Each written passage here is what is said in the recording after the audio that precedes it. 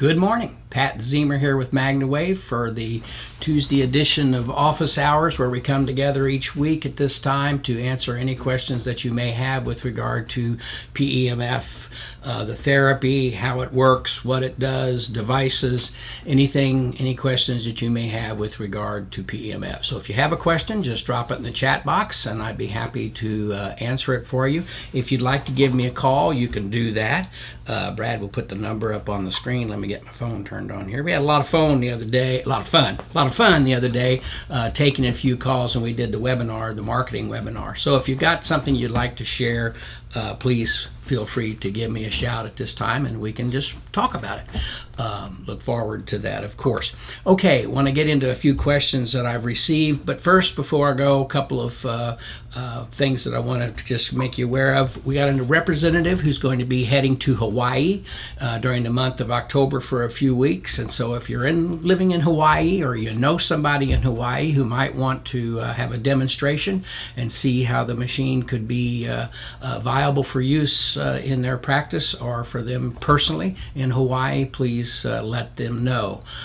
We receive about 30 requests a month, 30 searches a month from folks in Hawaii looking for PEMF services and treatments. So there's certainly an opportunity for someone to be a practitioner in Hawaii.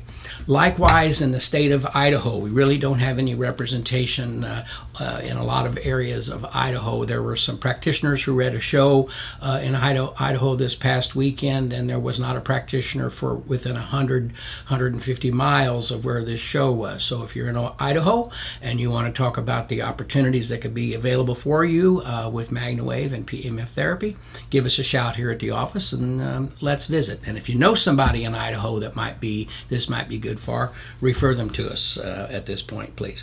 So that's our travels coming up in Hawaii, and then Idaho we have some opportunities.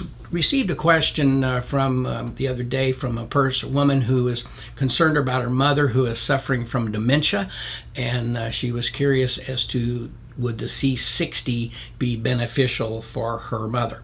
Well, you know, it's hard to say what would be the most beneficial for someone. Could I say that C60 may be of benefit with regard to the telomeres and how their body deals with various things going on? Potentially, because the results that we see with C60 with regard to blood markers and things like that are very promising. And so there's a lot of information available if you want to take a look at our website to talk about that. But, you know, to specifically say that C60 is going to reverse Alzheimer's or dementia issues, hard to say, but there are many things that are available that you might want to look at in the alternative areas that may be beneficial with regard to that.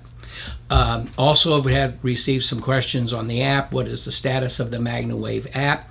As I pointed out before last week, there are 5 servers because we store information that people, the notes that they make and their customer information and all that type of stuff is stored on 5 different servers within the app. It's not all on the app, and doesn't operate like many apps do, but with regard, because we do take notes and we do share them, so on and so forth.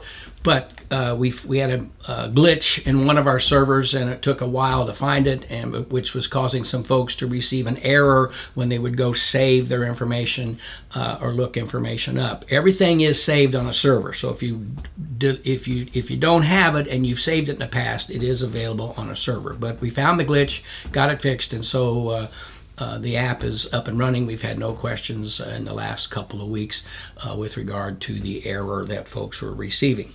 All right, a question that I received yesterday was, what is the difference in output or the difference in power between the Pulse Pro device and the MagnaWave Maxx? What are the primary differences?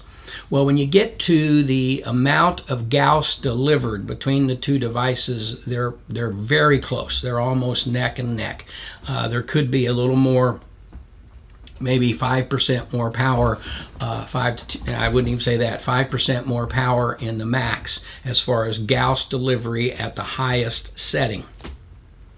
When you talk about the lower settings, when you're dealing with the Maxx, the Semi, or any of the devices, or the Maya, at the lower settings, they all put out the same kind of power and can be adjusted accordingly. But the primary difference between the Maxx and the Pulse Pro is in the intensity. The Maxx is designed at its highest setting to fire once per second, and the Pulse Pro fires twice per second. So there are pros and cons as to how people look at that. So the Pulse Pro at its highest setting is not quite as intense because it fires twice in a second instead of once in a second. So the power builds up and the Maxx fires, the power builds up, and the Pulse Pro fires twice. But in terms of Gauss delivery, they are providing the very nearly same type of Gauss delivery. The other difference is certainly the Maxx is built more like a tank than the Pulse Pro is. The Pulse Pro is much lighter than the Maxx, but by virtue of the way it is built, it's built very durable and it's okay, but it's not built like a tank. Like the Maxx is. The Maxx is built to be an off-road, all-terrain type of thing, and the Pulse Pro is built to be light and be able to be carried. So that's the difference between the two devices. That's the question that I've received. If you have a question, put it in the chat box, and I'd be happy to approach it and answer it at this time. Here we go. There, I'm live. Let's see. Good morning. Good morning, Mary, Idlehour, Karen, thank you for being with us this morning. Tracy, thank you for being with us. Again, if you have a question, just put it up there and be happy to take a look and answer it for you. All right, another question that I've been asked is, we get this all the time, what is the frequency of our devices? And what is the frequency, what is the Gauss, so on and so forth. And the bottom line is that these devices are not radio frequency devices. We don't tune them to a frequency like you might tune some devices to a particular radio type of frequency. The frequency is determined on our devices by the speed of the delivery of the signal. So if you have it clicking very fast or delivering quickly, it is a lower power, and the frequency is more, so more per second of delivery, up to 50 to 60 clicks per second, as opposed to 1 or 2 clicks at the highest levels on the various devices. So again, our frequency is determined by the speed of signal delivery and not a frequency as you would dial in a particular frequency number. I know that people get really discussing that and trying to figure out what that is, because they want to be able to say, because a lot of studies that were done in the past over the years, they would dial it into a particular hertz or a particular frequency and do these studies of pulsed magnetic therapy with various devices. And so people wrap their head around, they see a study that was done at 50 hertz or 20 hertz or 10 hertz or this type of frequency, and they think, well, that's all it can be. But yet when you talk to Dr. Dennis and you talk to the various, Dr. Pollack discusses it, that the frequency and the hertz levels are not the thing. It's the interchange that takes place in the cell because of the magnetic field that's produced and how that approaches the cell, opens up the membranes, allows better oxygenation, better blood flow, better interchange of fluids and toxins in and out, and nutrients in and out of the cell. That's where the benefit comes from. And that's all by virtue of the magnetic field that's produced, not necessarily any given frequency. Dr. Dennis has said, and he mentioned this year at MagnaCon, that the frequency and the hertz that he chose for the NASA study was an arbitrary number. He chose 10 hertz as a basis for his study, and he said he could have chose 20, he could have chosen 50, he could have chosen whatever he wanted in terms of a hertz, and he feels that the responses would be the same. So that's a little bit of the question with regard to the frequency and the power differences on the machines. So let's see if we have any questions here that I can approach. Let's take a look. Emily's with us. Ann's with us. Thank you. Good morning. Wes, good morning to you. Thanks for joining us. Let me see if we have any questions. Janet, good morning. No questions at this point. If you got a question, just put it up there. If there's something you want me to discuss, just put it up there. You don't have to ask a question. If you got a topic that you think it would be good for me to talk about, I'd be happy to do that. Let me take a look here, see what might be coming up. Okay, the phone number is, let me pull that up and take a look at it here. If you'd like to give me a call, not that number. Oh my goodness, having trouble getting this thing to come up where I want it. Okay, here we come. The number, I should remember this number, 502-599-9722. 502-599-9722. Mute your speakers if you're on your computer when you call, so we can talk without having a lot of feedback or reverberation. Here's a question.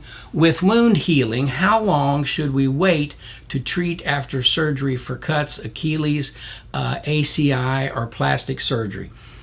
Good question, Greta. The primary time to wait is you want to make sure there is no bleeding.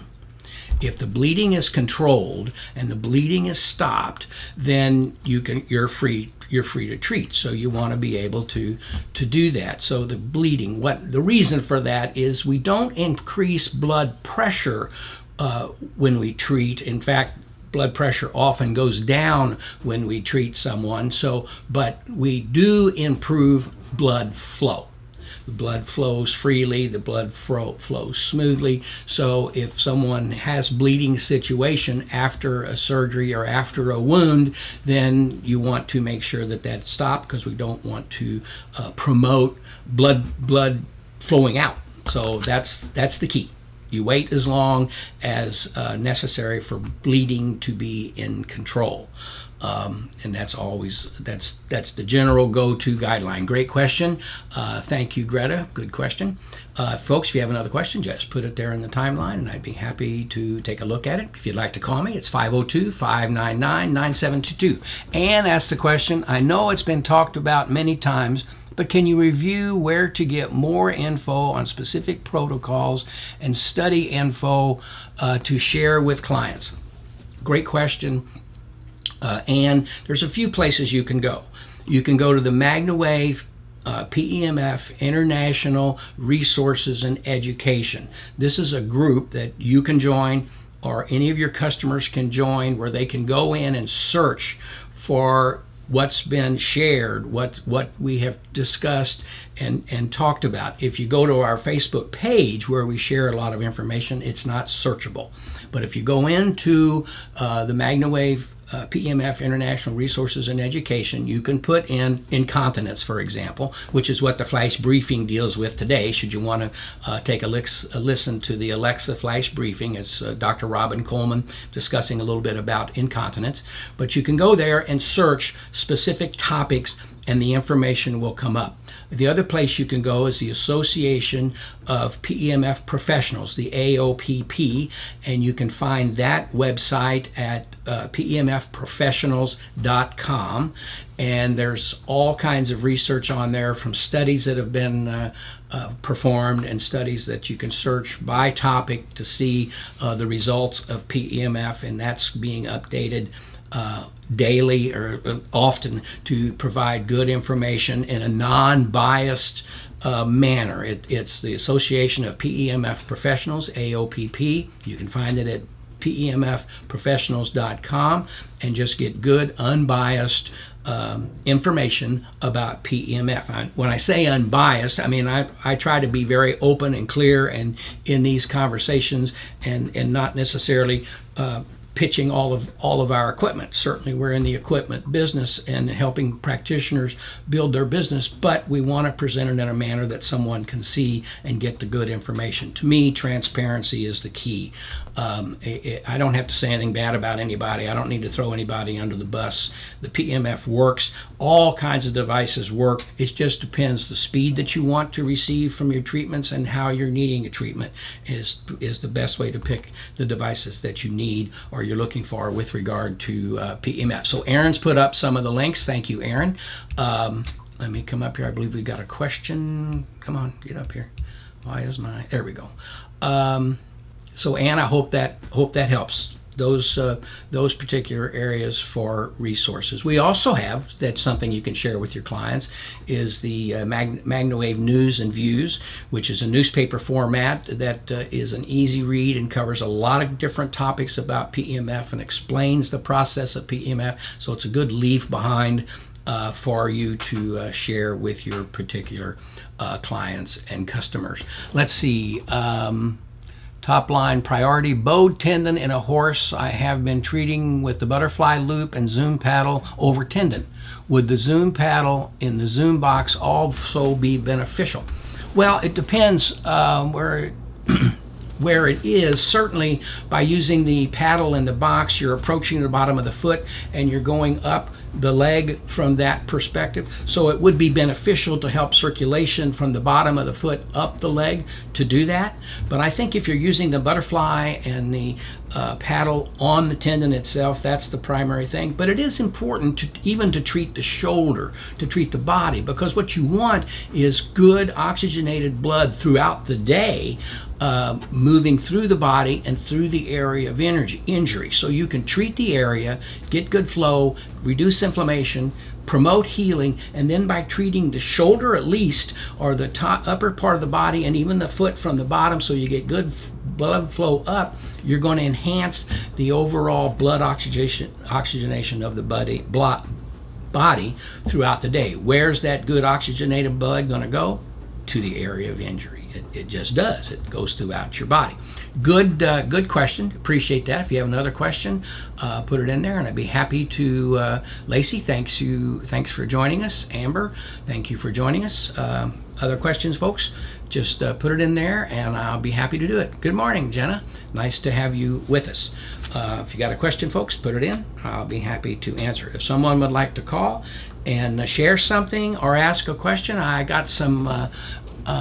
Let's see here. Aaron Talks, certified practitioner. You can purchase the. Oh, Aaron, thank you so much. On the MagnaWave app, there is an area for guidelines. So you can go to the app, pull up guidelines, and there are a whole string of protocols for animals, small animals, large animals, and human usage of the device on the MagnaWave app. So even if you're not going to keep track of your records or whatever, however you want to use the app, protocols are on the app, so you can pull it up, take a look, show it to somebody. If you're out in the field, somebody says, well, how do you treat this? Pull up the app, open it up, pull up that guideline, and share it with your customer.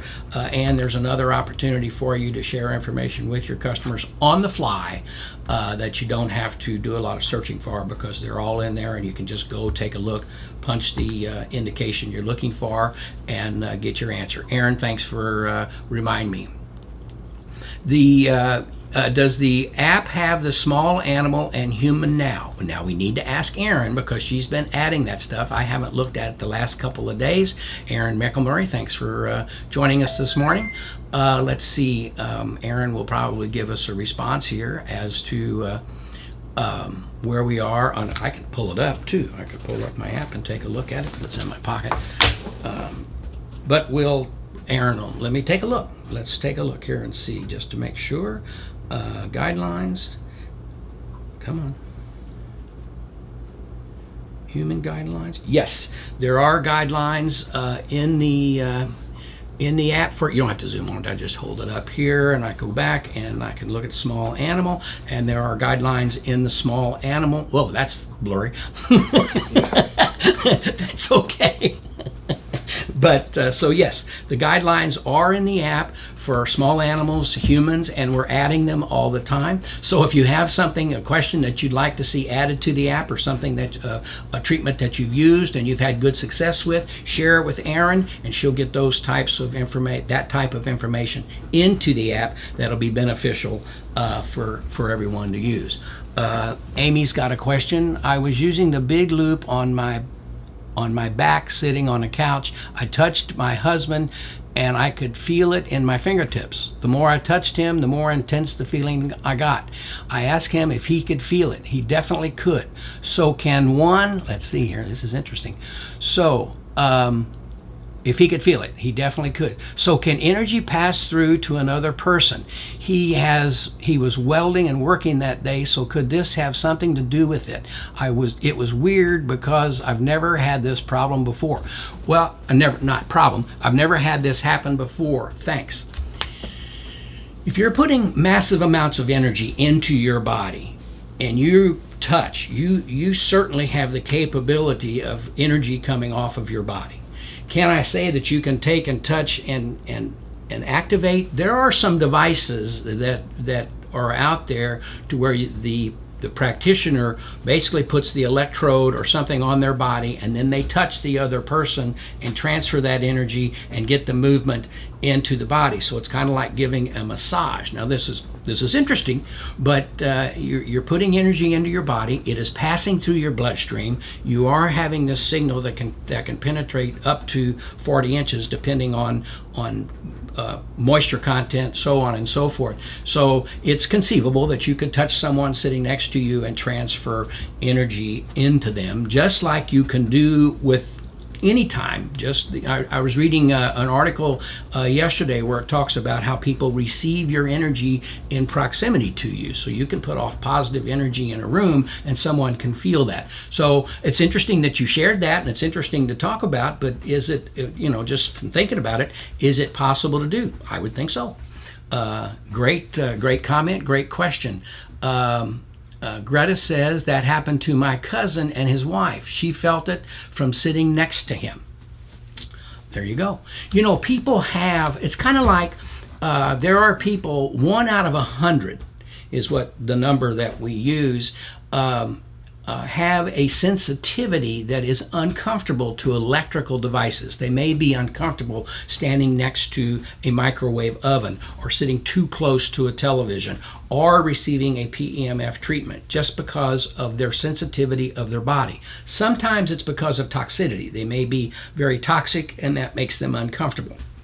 Sometimes it's just their makeup of their body, their electrical makeup, so they are sensitive to those things. Some people hate to be, the high voltage wires. Some people are troubled or are uncomfortable if they are under a high intensity wire, like the high intensity wire. So if you're uncomfortable around those things, that can happen. So again, as Greta is pointing out, and with the other question, can you receive energy from this? We've opened up a whole new thing now. You can be treating your back and massaging your horse. Can you be giving off energy into the horse? That's a whole discussion. If somebody wants to give me a call and discuss that, that would be very interesting. Great question. Thanks for the Terry. Thanks for being with us. If you have a question or you'd like to visit, give me a shout and we can talk about anything that anyone may want to talk about. Let's have a look here. No other questions right now, but if you have a question, there was a question that was posted the other day, and a comment. Someone was talking about cataracts and glaucoma, and is PEMF beneficial for those indications? And people have reported, there have been some not studies, but there have been some comments and maybe a study if someone wanted to search the result. Well, the bottom line is, can it be beneficial if we're improving the oxygenation and inflammation that causes some of these problems in the eye? If we can improve and take away the inflammation, then we can potentially aid the body in dealing with those types of situations. Again, can you say that, well, I put this up here and you're not going to have glaucoma, or you're not going to have cataracts? Can't say that.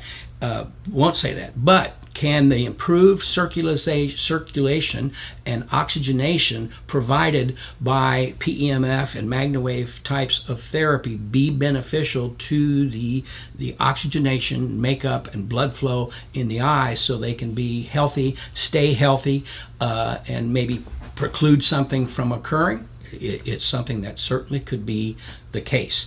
But that was the question that was asked with regard to that. All right, let's see. Any other questions? Kathleen, thanks for joining us this morning. Again, if someone has a question, please be sure to put it up there. We've had some good questions this morning, and I appreciate that. It's always fun when we talk about various topics. Any success treating suspensory tears? Yes. Again, suspensory tear, you might want to talk about ACL problems, Achilles problems, any type of tear. By virtue of improved oxygenation, improved blood flow, we're going to help the body heal itself. We're going to help in many cases, help speed the healing process. But if it's a tear and it will heal, then we will help that along. And there's plenty of success. This is one of those examples. If you go to the MagnaWave PEMF International Education and Resource Group and search suspensory, you will see the uses and how it's been used and what has happened. If you're a certified practitioner, you can go into the certified practitioner page and ask that question, and many practitioners will share with you the successes that they've had with suspensory type of injuries. I had an MCL tear that I was very successful treating. Nick, one of our marketing people who works with us here, tore his MCL and ACL just recently, had surgery to help repair this, and his healing time was greatly shortened because he was using MagnaWave daily to help the healing of that surgery and as a healing from the tear itself. So yes, we've had very good results with those types of situations. Great question, Krista. And Sandy, thank you for being with us. Glad you joined us this morning. So any other questions, folks, just chime in and let me know, and I'd be happy to answer those questions. If you'd like to call in and share something or ask a question, I'd be happy to do that and discuss that with you. And if someone calls, I'll give them some gear. How about that? Some MagnaWave gear to someone that calls this morning. Let me get up here.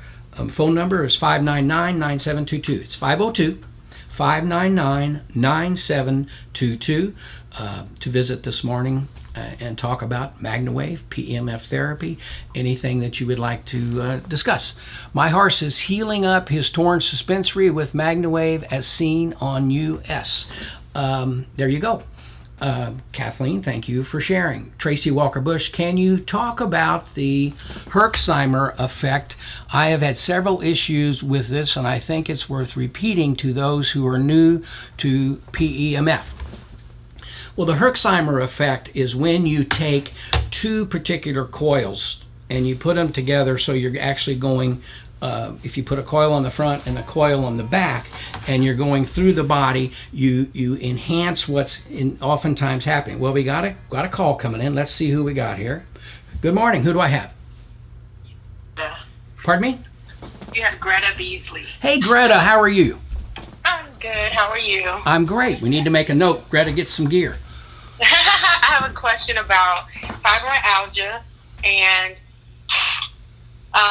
lupus in the form of rheumatoid arthritis.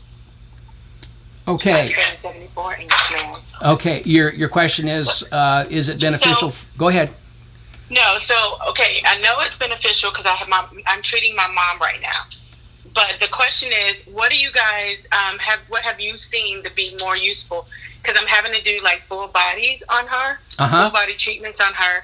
Should we do the blanket? And then the person with the lupus, it's coming out in her and rheumatoid arthritis, should we treat her areas of where she's hurting the most or full body? Well, I would do both. As you know, with fibromyalgia, it has a tendency to move. It may be here today and there tomorrow. And yes. And so people get relief in where they're feeling the discomfort. But to treat the full body is also beneficial. And so I would do both. But you certainly can't go wrong treating the area. Again, if you treat the whole body, you're going to improve the overall blood flow to the body, which is going to be everywhere, and to help them potentially find relief. What I found personally with RA is that you're not going to solve it in one treatment. This is something that's chronic, that's with them all the time, and it takes a buildup of process in order for them to get the best result that they're looking for. And so they've been asking me, how often do I say they need the treatment? Like, is it once a week? I've been treating my mom like once or twice a week when I can get to her, and then the other person is going to be a new client that I'm going to be starting treating her. So they were asking how often to treat. I definitely told them once a week that if I could get to her, but as long as she's in town visiting, I was trying to get to her more than that, like at least 2 or 3 days while she was here. Absolutely. You know, it's one of these situations that the more you do it, a lot of times the longer the result. The more you do it, the quicker you get to where you want to be. But so I would treat, and on your mother, for example, do you get a situation where you treat her and you're twice a week? How does she do between treatments? Does she Amazing. Does she begin to regress? She wasn't able to. She wasn't able to sleep. I treated her 2 days back to back, and she slept. Okay. The first night, and then I treated her yesterday, and she actually took a nap. Like immediately fell asleep after I left, and that's amazing because she doesn't sleep well. Her condition causes her not to sleep, right. And she was able to sleep well. The more I treat her, the less pain she has. The less flare-ups she begins to have during the week, like they become infrequent. And the first time I treated her was back-to-back twice, like 2 days back-to-back. She went a whole week in no pain, and she is someone who's lived with fibromyalgia and lupus for a while. Yeah, I mean, I would say that you would treat, and you've not been with us long enough to have this memorized in your Greta, but what I often say is treat as often as necessary, or treat as often, what do I say? I'm kind of losing my mind here. Treat as often and as long as function continues to improve. Okay, so if that's 3 times a week in the beginning and then you cut back to once a week and she's able to go all week, then you only need to treat her once a week. But you may need to treat her 4 or 5 times in a row or twice a week for several weeks to get her to where she can go a week. Okay, so you treat as often as necessary as long as function continues to improve. And then once you've reached that level of plateau, treat as often as necessary to maintain the good function. And in some cases, now with a chronic situation like that, she may never get to where she's treatment free, but she may get to where she's only once a week or once every 2 weeks. That could be. And so that's my question about the blanket. What's your perspective on the blanket once we get her to a certain place? How do you feel about her and the other RA person with the blanket? When you say the blanket, what you're talking about, the mat? The MagnaWave, yes. Yeah. Well, I thought there was a blanket that you could use. There is a blanket, but it's a whole machine. But if you talk about the mat, which is kind of like a blanket, you're going to lay on the mat and do the whole chest area or a whole torso of the body. I think in that case, you could very easily get to a point with your mother, for example, instead of treating a specific area, she just sits on the mat and she does her whole torso and she gets good oxygenated blood, good blood flow to her body, and she has the relief that she's looking for. Is that necessary? No. Could it be beneficial? For sure. Okay. Oh, awesome. Okay. I have plenty of more questions, but I'll let you go for do you have another one? Are you? Yeah, but this is the thing. Since I know that other people treat humans, but I am primarily treating humans. And so I have a lot of sports people coming up, and they are questioning. I have a few Achilles injuries and surgeries that I am actually been treating, and they all been asking. The first thing they ask is, "Can you treat me through my cast?"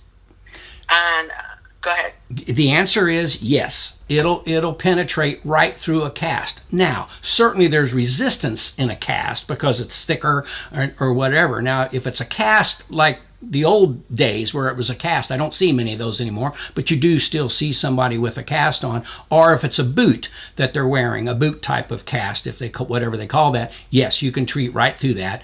They don't necessarily have to remove the boot, and certainly if it's a cast, it will go through it. It will not be as strong. You'll probably turn the machine higher to get through it adequately, but it will go through, and you can treat over a cast or a bandage if they're bandaged up thick with a thick bandage. Okay, perfect. Okay, doke. All right, thank you so much. You're welcome. Thank you. We got a list. We're going to send you some gear. Okay, thank you. Bye, Greta. Bye-bye. So there you go. Great conversation. Thank you, Greta, for calling. If someone else would like to give me a call, it's 502-599-9722, and we'll have a little conversation. So Aaron was talking about the Herxheimer effect, and we'll come back and take a look at that. Amy Bigelow asks, I'm in from Saskatchewan, Canada, and we've had some brutal cold winters. Is it safe to treat animals in the cold? How cold is too cold? Thanks. I don't know how cold too cold is, but I can tell you I've been treating horses in some environments that it was so cold that I could hardly stand there. Is it harmful to treat? No, because you're going to improve the blood flow and help. Good blood flow keeps you warmer in many cases. So I wouldn't say what is too cold to treat. That's a great question, and I'm going to kind of dig a little deeper into that. But it's never been an issue when we've been treating as to whether or not it's too cold, or should you not necessarily treat when it's cold. If there's a doc happens to be with us today and wants to think about that, Aaron may do some look on that and be able to give us some insight as well. A few of my coils are turning yellow. Is this normal? It's not abnormal for that to happen. They can yellow depending on their exposure to sunlight and various types of light. Does that mean that they won't work? No. Does that mean that they're going to have a problem? No. It's just all variable as to the amount of light that they receive and so forth. There's really the big issue there with coils, Jenna, is that if you leave them in a car in hot temperatures, if it's 90 degrees outside and you put them in your trunk or in your car, it could get up to 140, 150 degrees in that car. The copper wire inside of the tubing can become brittle and can break because it becomes brittle with just moving it around. And so then there's heat produced by that. If there's cracking going on, that could put some additional heat out, which could cause your coils to discolor a little bit. You would not have an issue until you have a sparking, which means that the wire inside of the coil is actually broken. And if it breaks and separates, you'll hear a loud clicking coming from the coil itself, not like the signal that you're hearing when you're applying the therapy, and it will get a dark spot at the point of where it breaks, and that can happen. So you want to make sure, at least in the summertime, that you and likewise in freezing temperatures. If you leave it in a freezing temperature, it's going to basically, that plastic or that rubber over those wires is going to be potentially more brittle because it's frozen.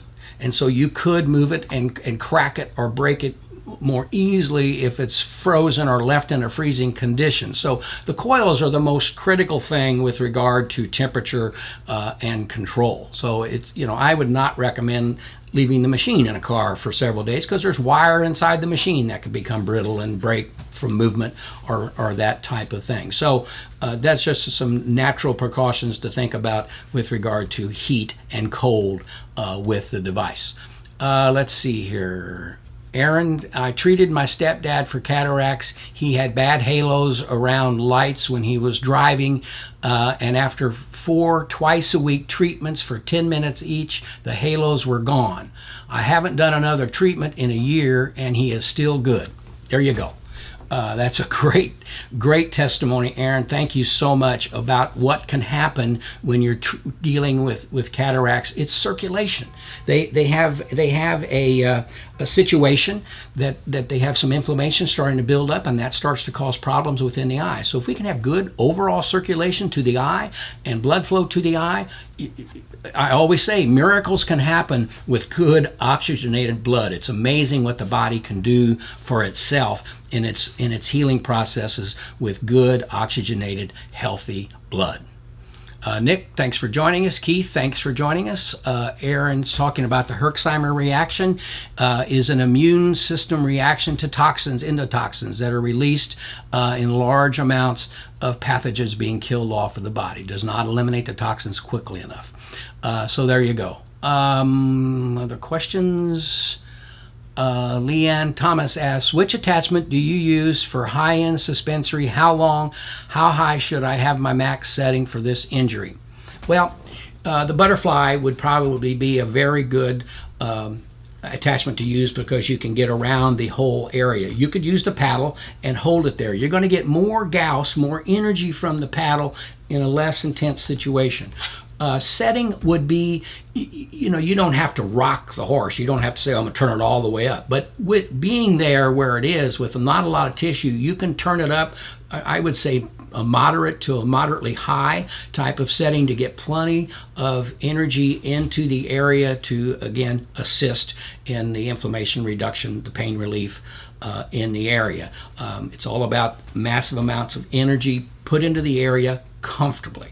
If the animal or the person is uncomfortable treating those types of injuries, where it's Achilles, ACL, MCL, tennis elbow, whatever it is, if the sensitivity is there, only take it to where they're comfortable. Now, a horse can't tell you, or a dog can tell you because they're going to get up and walk away. A horse won't always tell you what's going on because they are more massive and you can supply more energy. But just apply the energy to the area. I would say moderate to moderately high.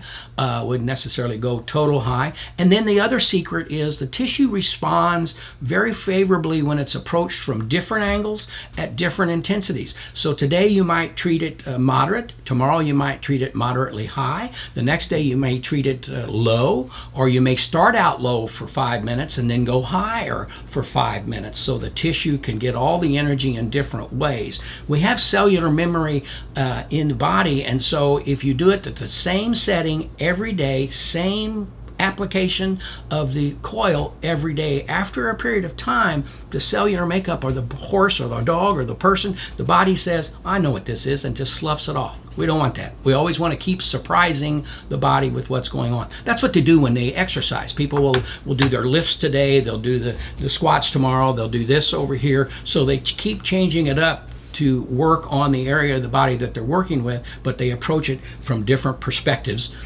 each day or throughout the regimen of their training. Same thing with the application that we're providing with the MagnaWave. So, good question. Kathy, thanks for being with us. How do you know if a coil has broken? Does it change how it feels? Well, if a coil is broken, the wire's broken, you will know because it will spark.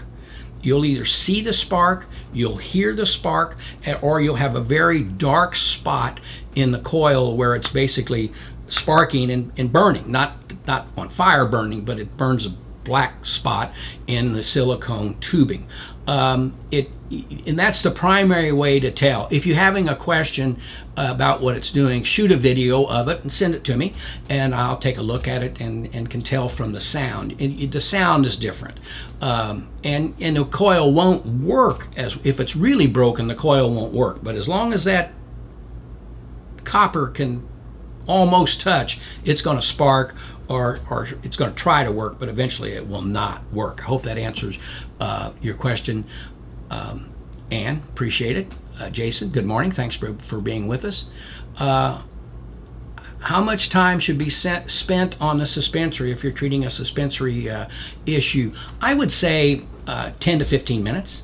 You don't have to go that long. If time is an issue, 7 to 8 minutes would be a good treatment time. But if you have the time, I'd go 10, 12, 15 minutes. Any more than that in any one application to the area, the body only needs so much energy, and you want to put the energy in there that it can use and utilize properly. To do it for 30 minutes is overkill. You've put the energy in there, you've got things nourished, you're working and letting it do its thing. Can you separate that by a few hours? Sure. If you wanted to do 10 or 15 minutes this morning and come back 4 to 6 hours later and do another 10 or 15 minutes, that would be fine.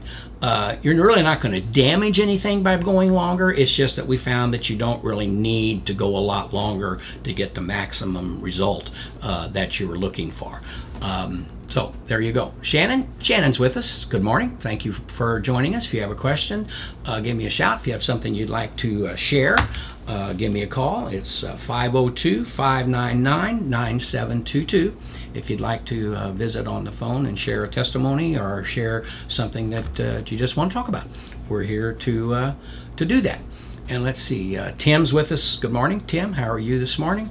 Any other questions? I hope I haven't missed anything. I'm trying to, because it just skates along here sometimes, and I do miss what's happening. But let's see, 9:45. Been here 45 minutes. We've covered a lot of different topics, and so if you have a question, just put it up there, and we'll get it answered this morning so we can get you the information that you're looking for.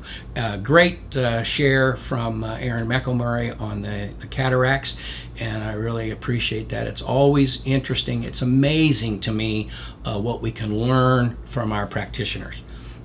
For those of you who are not practitioners that are just learning more about PEMF, you can certainly do that in a couple of ways. You can go to the MagnaWave PEMF International Education and Resources page and ask and search for what you're interested in. You can, if you have an Alexa device, you can put Alexa on your phone, and you can get the everyday flash briefing from me. That every day I cover a different topic. It's just about a minute long, but it is a minute and a half long, but it covers an education piece. It covers a testimonial type of thing about PEMF and what it does. So it's a great place just to spend a minute or so with me daily to pick up some new information. So there's a lot of places you can go to gain various information. But what I was saying was, in our certified practitioner portal, where our practitioners learn from each other, they can go in there and say, I'm dealing with cataracts. What should I do? What kind of success have you seen treating these types of situations? We don't really treat conditions as such. Doctors can treat conditions. So if we had doctors that are part of our groups, which they are, they can go in and treat specific conditions. Practitioners, on the other hand, don't necessarily treat a condition, but they treat the body to allow the body to be in a position to better heal itself. And that's what it's all about in what we do. So if you have questions about that type of stuff, we'd be happy to answer them. Kathy asked a question, are there videos available later? So videos of this, is that what you're asking, Kathy? Yes. Brad, our videographer who's here with me this morning, takes these particular videos and puts them on YouTube. So each office hours is available on YouTube. I take the office hours and cut them up and use them for the daily flash briefing, the information that is shared. And then if certainly they're here on the Facebook page. In many cases, I think we're also putting them on the MagnaWave Education and Resources page. Do we do that at this point?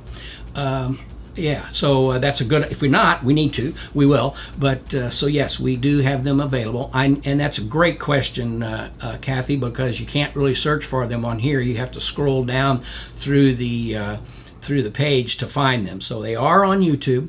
And we have been putting them, I know we've done it in the past, put them on the resource page under a particular topic that someone could search, and they'll get that. But so they are there, and they can take a look at them on YouTube.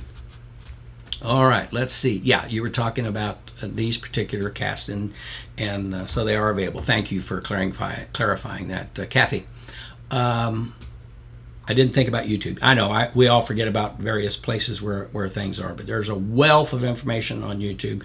And when he shares it, basically what Brad does is he keeps notes as to what we're discussing, so he puts that in the description. So if you go to YouTube and you look at the description, or you search for a particular term, if it's in the description, those videos will come up so you can watch the video as it pertains to a particular topic. One of the things that we are trying to do is, and they're also, we take excerpts of them and put them on our daily podcast. If you go to Anchor, or if you use iTunes, we also have a podcast that's broadcast each week and about specific subject matter. So we'll break out the information from these particular videos and put them into the podcast in a question and answer type of format. So we got a lot of information out there that you can get, whatever's the easiest and the best way that you like to get it. All right, Laura asks, good morning. I'm very new to the PEMF and have not had adequate time to fully embrace using the machine. I have the Maxx, okay? When I went through the training, I heard do not treat more than 30 minutes, but also heard a reference to 45 minutes. What is the recommended maximum treatment time per treatment? Great question, Laura, and I was kind of going over that a moment ago. Maybe you weren't with us at that point, but a treatment time of, I've always said, if you treat a section more than 15 minutes, it's overkill. You just really don't need to go longer than 15 minutes. Can you, however, someone may treat, for example, they may treat a low back or they may treat a shoulder. And if you're treating the low back and the upper back for 15 minutes per spot, you are treating 30 minutes. Do you need to treat the low back for 30 minutes? No. Is it a problem to treat for 30 minutes or 45 minutes? No, you just don't need to spend that amount of time on those areas. You can do it in a shorter period of time. And so when I say in the training, and when it was discussed in the training, I always say you don't need to treat more than 30 minutes. But there's probably discussions or things that come up where we talk about treating longer. So it's entirely possible to treat a person, for example, for 30 minutes, 45 minutes. I was treating a professional football player yesterday who's had some arthroscopic surgery. So we're treating his knee to help it heal faster so he can get back to the team. He's currently not playing because of the surgery that he had 3 weeks ago. And they're telling him it could be an 8-week recovery time before he gets back out. And we're trying to help them speed that up to where it can happen maybe in 6 weeks, that he's able to start working out with the team and maybe get back with the team in that perspective. But we treated his low back. We treated his knee, we were treating his ankle, so we could very easily have spent 35, 45 minutes with him on a treatment of the whole body as we encompassed everything going on. So that's typically how we approach that. And yes, over the years, things develop and things change, but bottom line at this point, 8, 10, 15 minutes is ample. For years, in fact, when I first started doing this, all the machines that we had were 3-minute timers. And I went round and round and round with our factory to get them to begin adding timers of 10 minutes so we didn't have to be punching that button on a horse every 3 minutes or on a person every 3 minutes. But in the basis at the very beginning, that was the treatment time. 3 minutes on your elbow, 3 minutes on your back. We've learned that more time is also viable and helpful, but that's what it was for years, was 3 minutes. So again, there's a lot of variances there, but there is nothing in sand. I mean, if you want to, and I've done it. I've had a sore back and I've treated myself for 30 minutes. I knew I only needed 15, but boy, it felt good. It relaxed me. The pain was better, and so I treated myself for 30 minutes. Did I need 30 minutes? No. Did I use 30 minutes? Yes, because it was very relaxing.